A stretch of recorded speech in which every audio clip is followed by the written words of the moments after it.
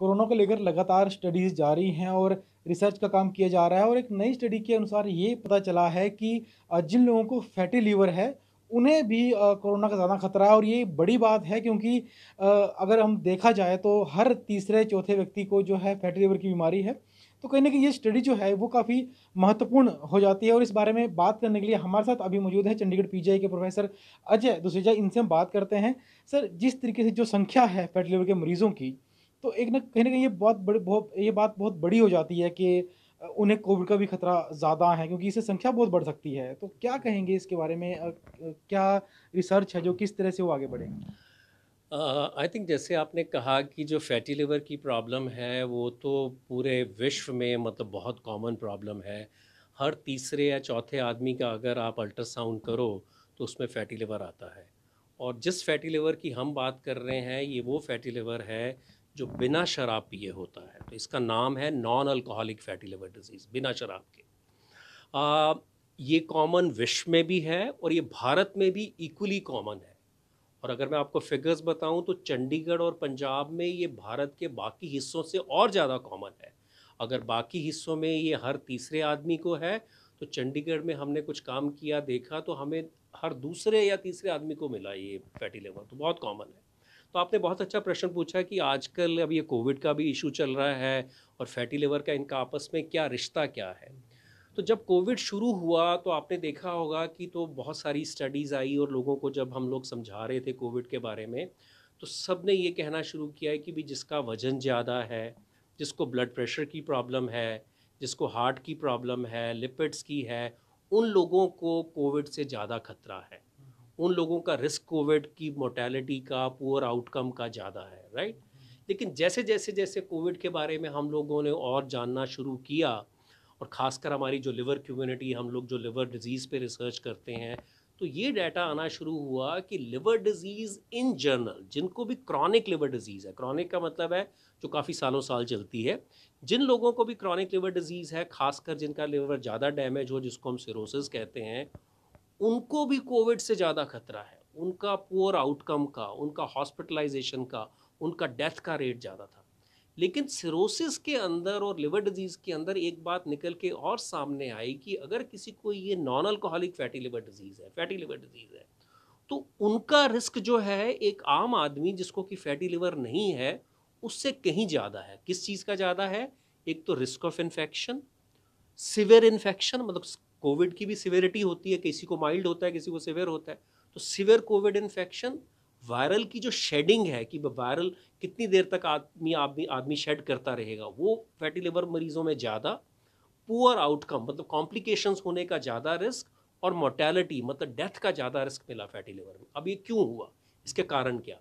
एक कारण तो जो मैंने पहले बताया कि जो fatty liver, non alcoholic fatty liver की हम जब बात करते हैं तो ये एक मेटाबॉलिक डिजीज़ है जो जुड़ी हुई है हमारे मोटापे के साथ, डायबिटीज़ के साथ, ब्लड प्रेशर के साथ। तो एक तो वो कारण बनता है क्योंकि उसके साथ जुड़ी है तो उनका भी रिस्क है, तो इसका भी बन जाता है। लेकिन फैटी लिवर अपने आप में एक ऐसी बीमारी है जिसमें लिवर के अंदर थोड़ी सूजश आती है और उसमें थोड़े से कुछ हम कहते हैं इन्फ्लामेशन मार्कर्स जो हैं वो रिलीज़ होते हैं जिनको साइटोकाइंस कहते हैं। आपने साइटोकाइन स्टॉर्म के बारे में सुना होगा कोविड में। तो ऑलरेडी लिवर में पहले ही सोजिश चल रही है, थोड़ा ऑक्सीडेटिव स्ट्रेस चल रहा है, थोड़े वहाँ पे इन्फ्लामेटरी मार्कर्स पहले ही रिलीज़ हो रहे हैं, साइटोकाइंस पहले ही रिलीज़ हो रहे हैं, एक इन्फ्लामेटरी मिलियो या एनवायरनमेंट पहले ही बना हुआ है। और ऊपर से आपको ये इन्फेक्शन हो जाए तो ऑब्वियसली आपका जो रिस्क है सिविरिटी का वो बढ़ जाता है। तो इन सारांश तो बस यही इसका कारण है कि अगर फैटी लिवर है तो हम मरीज़ों को ये कहते हैं कि भी अपना ध्यान रखो, आप लोगों को बाकी लोगों से आपका रिस्क ज़्यादा है सिविरिटी का भी, तो इसलिए आपको ज़्यादा ध्यान या ज़्यादा प्रिकॉशंस लेने की तो ज़रूरत सर, है। इसमें कोई एज ग्रुप भी सामने आया है या सभी एज ग्रुप के लोगों को ये खतरा बराबर है? देखो एज ग्रुप, जो फैटी लिवर का जो कॉमन एज ग्रुप है वो हमारा 40-45 वाले जो लोग होते हैं एज ग्रुप वाले, उनमें फैटी लिवर की ज़्यादा प्रॉब्लम होती है। और फैटी लिवर का भी एक स्पेक्ट्रम होता है, सारे फैटी लिवर एक जैसे नहीं होते हैं। कुछ लोगों में सिर्फ फैट होता है लिवर में, कुछ लोगों में क्या होता है कि फैट के साथ हल्की सोजिश आ जाती है या सिकुड़न आ जाती है, उसको हम टेक्निकली नैश कहते हैं या नॉन अल्कोहलिक स्टीएटोहेपेटाइटिस कहते हैं। तो इससे पहले कि मैं और थोड़ा-सा आपको बताऊँ, अभी अभी पिछले हफ़्ते ही हमने एक इंटरनेशनल नैश डे को ऑब्ज़र्व किया है 10th जून को, और उस सिलसिले में हमने बहुत सारी एजुकेटिव एक्टिविटीज़ भी करी हैं, लोगों को भी हमने जागरूक करने की कोशिश करी है। बल्कि इस संडे को हमने एक इलेक्ट्रॉनिकली ऑनलाइन पब्लिक फोरम भी रखा था। तो हमने उसमें यही बताया कि जो नैश है वो फैटी लिवर की एक सिवियर फॉर्म है, और जब ये सिवियर फॉर्म और आगे बढ़ जाती है तो उसमें फिर उसको हम कहते हैं कि सिरोसिस हो गया, और लिवर का कैंसर भी होता है। तो ऑब्वियसली जैसे जैसे आपकी फैटी लिवर की सिवियरिटी बढ़ेगी, आपका कोविड का जो रिस्क और कोविड की सिवियरिटी है वो भी बढ़ती जाएगी। लेकिन सर जो ये फैटी लिवर है ये युवाओं में भी देखा जा रहा होगा, तो फिर क्या उन्हें भी उतना ही खतरा पैदा हो जाता है? एब्सोल्युटली, जो युवाओं में भी फैटी लिवर की प्रॉब्लम है, लेकिन फैटी लिवर जो युवाओं में होता है या एक 50 साल के बाद फैटी लिवर होता है, उसकी सिवियरिटी में थोड़ा फ़र्क होता है। अगर कोई यंग है, 20 साल का लड़का है, 25 साल का लड़का है, तो उसका फैटी लिवर यूजली हम कहते हैं कि माइल्ड होता है, राइट। यस, उसको भी रिस्क है क्योंकि फैटी लिवर तो है, लेकिन उसके कंपैरिजन में जिसका फैटी लिवर ऑलरेडी सिवियर है, जिसकी उम्र 50-55 से ज़्यादा है, उससे उसको रिस्क कम है, रिस्क उसको भी है। एक आम जनता से उसका रिस्क ज़्यादा है, लेकिन एक फैटी लिवर का एक मरीज़ जिसकी की बीमारी ज़्यादा है, उससे कम है उसको। तो ये फ़र्क रहेगा। तो सर एक आखिरी सवाल ये उठता है कि हालाँकि आपने जैसे बताया कि ज़्यादा ध्यान देने की ज़रूरत है, निर्देशों का गंभीरता से पालन बिल्कुल, करें। बिल्कुल, बिल्कुल। उसके अलावा जो फैटी लिवर है, उसको भी ठीक करने की ज़रूरत है जितना हो एब्सोल्युटली, सके, तो वो एब्सोल्युटली। लोग कैसे करें?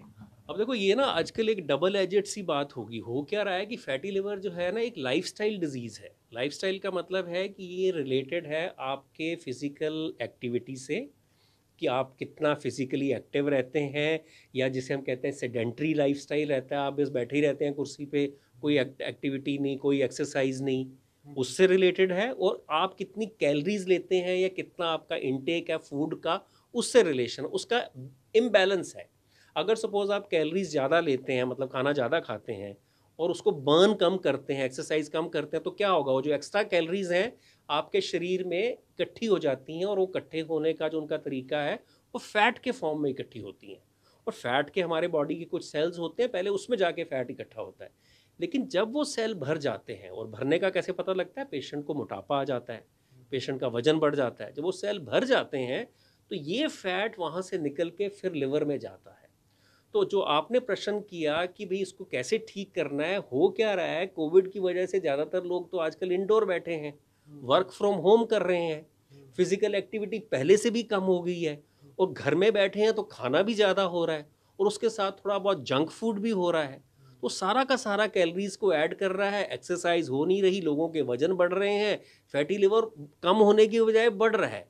बल्कि इसको कम करने के लिए हमें लोगों को हम ये मैसेज देना भी ज़रूरी है कि प्लीज़, चाहे कोविड चल रहा है, अगर आप घर से बाहर नहीं भी निकल रहे हैं, घर के अंदर जैसे मर्जी अपनी एक्सरसाइज को प्लीज़ कंटिन्यू करिए।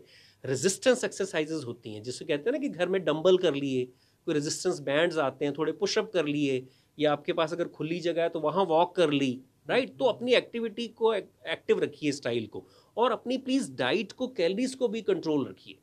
क्योंकि घर में आप बैठे हैं, टीवी देख रहे हैं, कुछ भी कर रहे हैं, साथ के साथ आप खा भी रहे हैं। तो ये कंट्रोल करना एक तरह का लाइफ़स्टाइल को जो है, मैं तो कहूँगा बहुत ज़रूरी है इस समय जो है फ़ॉलो करना।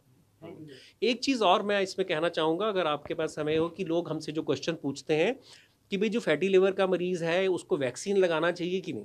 और आपको पता है वैक्सीन अब कोविड का अवेलेबल है। तो मेरा बस एक मैसेज एक और है कि वैक्सीन तो सबको ही लगाना चाहिए, एब्सोल्यूटली, उसमें तो कोई no denying the fact, right. लेकिन जो फैटी लिवर वाले मरीज़ हैं, या जिनको क्रॉनिक लिवर डिजीज़ की बीमारी है, जैसे मैंने बताया उनका रिस्क ज़्यादा है, उनको कोविड से बचने के लिए तो प्रिकॉशंस लेने ही लेने हैं। जो कोविड एप्रोप्रिएट बिहेवियर की हम बात करते हैं वो तो करना ही करना है, लेकिन साथ के साथ उनको वैक्सीन भी ज़रूर लगाना है। प्लीज़ अपना वैक्सीन डिले मत करिए, और सबको जो मैं ये मैसेज देना चाहूँगा कि अपना वैक्सीन जो है लगाएँ। Thank you very much. तो ये थे डॉक्टर अजय दूजेजा, जिन्होंने बताया कि जो लोग फैटी लिवर के शिकार हैं, नॉन अल्कोहलिक फैटी लिवर के शिकार हैं, उन्हें कोरोना का ज़्यादा खतरा है। खासकर वो लोग जिनकी उम्र 45 से 50 साल है, उससे ज़्यादा। तो उन्होंने साफ तौर पर कहा कि ये लोग जो कोविड के नियम हैं, उनका गंभीरता से पालन करें। साथ ही साथ फैटी लिवर को लेकर उन्हें ठीक करने के लिए जो भी बातें हैं, जो डॉक्टर आपको बताता है, उनका भी गंभीरता से पालन करें और इस बीमारी से बचने की कोशिश करें। रेडियो भारत के लिए चंडीगढ़ से विजय राणा।